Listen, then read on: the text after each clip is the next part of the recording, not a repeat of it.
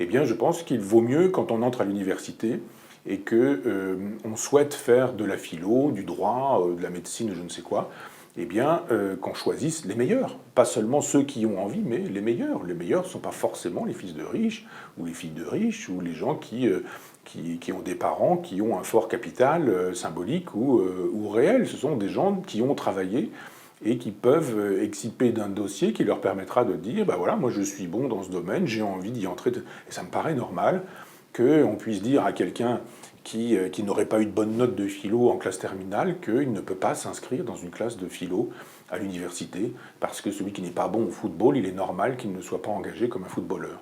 Et que celui qui est bègue, non pas bègue, parce qu'on peut faire de la radio, mais j'allais dire qu'un muet ne soit pas engagé pour faire une chronique à la radio.